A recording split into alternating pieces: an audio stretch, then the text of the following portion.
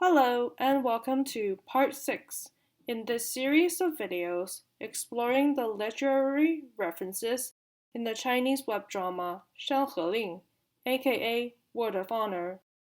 In this video, we will be discussing the various references to Chinese Buddhism that appears in the show.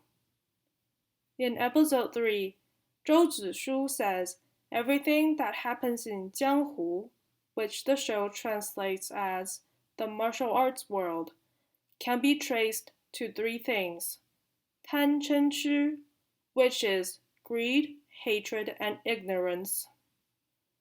These three things are from Buddhist teachings. They are called San Du, or the three poisons, and are considered the roots of all suffering. And we can see all three things play out during the course of the show. People fighting over the glazed armor is greed. People wanting to destroy the Ghost Valley is hatred. And everyone being played around by each other is ignorance. In Episode 8, Wen Kexing says that he is a philanthropist that must travel around and help people. The phrase he uses is 行善积德, which literally means do good and accumulate virtue. In Chinese Buddhism, the word 德 would be referring to 功德. It is usually translated as merit in English. Accumulating merit is an important aspect of Buddhism, as it is believed that merit contributes to a person's growth towards enlightenment.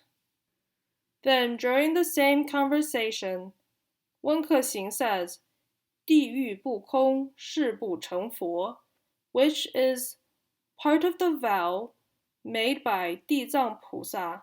地藏菩萨 is sometimes translated as the earth store bodhisattva.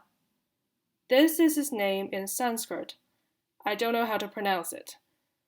A bodhisattva is someone who is on the path towards Buddhahood. The line means, I will not become a Buddha until all the hells are emptied. The bodhisattva made the vow out of compassion for the souls suffering in hell. I believe Wen Kexing says this vow in order to put emphasis on his title of being a philanthropist, but also as a way of saying that he will end everyone in the Ghost Valley, because that place is like hell on earth. Later in the episode, when Wen Kexing questions why Zhou Zishu is helping Zhang Chengling, Zhou Zishu replies with 做善事, which means doing a good deed. It echoes what Wen Kexing said earlier, and shows that they have similar mentalities. In Episode 12, Zhou Zishu says this Chinese idiom, 放下屠刀,立地成佛. 放下 means to put down or to let go. 屠刀 means butcher's knife. 立地 means to stand. 成佛 means become Buddha. In this idiom, the butcher's knife isn't an actual knife. It stands for bad thoughts, bad deeds, and bad habits that are blocking people from reaching enlightenment and Buddhahood. So it is saying that once a person gets rid of these roadblocks, then that person will become a Buddha. In general, this phrase is usually said in order to persuade people to be good. Here, Zhou Zishu is trying to reassure Wen Kexing that he isn't irredeemable. In Episode 18, Wen Kexing tries to tell Zhou Zishu a story about a man walking in the desert, but gets interrupted by Zhou Zishu. Then in Episode 21, he tells the story to Zhang Chengling as a bedtime story. From what we hear of the story, it is a modified version of a Buddhist sutra called 佛说譬语经, which translates to Buddha tells an allegory sutra. The sutra is framed around Buddha telling an allegory to a king. The story goes like this. A man is walking through the wilderness, and suddenly he is being chased by an elephant. Helpless, the man sees a well next to a tree and decides to climb down the well via tree root to hide from the elephant. When he looks up, there's two rats, one black and one white, chewing on the tree root he's holding. And there are four venomous snakes at the mouth of the well. And when he looks down, there's an evil dragon at the bottom of the well. Then, as he is frozen in fear, 5 drops of honey land in his mouth. The man instantly forgets his fears and is lost in the sweetness of the honey.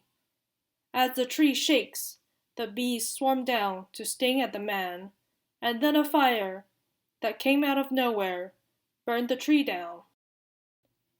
Buddha then tells the king, the wilderness represents ignorance.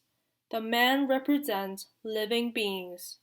The elephant represents impermanence. The well represents life and death. The tree root represents vitality. The 2 rats represent day and night. The 4 venomous snakes represent earth, water, fire, and wind. The 5 drops of honey represents the 5 desires: money, lust, fame, food, and sleep. The bees represent evil thoughts. The fire represents old age and disease. Finally, the evil dragon represents death. This allegory is a warning against falling into the trap of the 5 desires and losing sight of the dangers of life. Then, at the end of this scene, Wen Kexing thinks to himself, 人生如梦幻泡影, which means life is like a dream. The phrase 梦幻泡影 is from a Buddhist text called the Diamond Sutra. I'm not really up to the task of translating this sutra, so here's the official translation of part of the text the phrase comes from. So you should view this fleeting world, a star at dawn, a bubble in a stream, a flash of lightning in a summer cloud, a flickering lamp, a phantom, and a dream.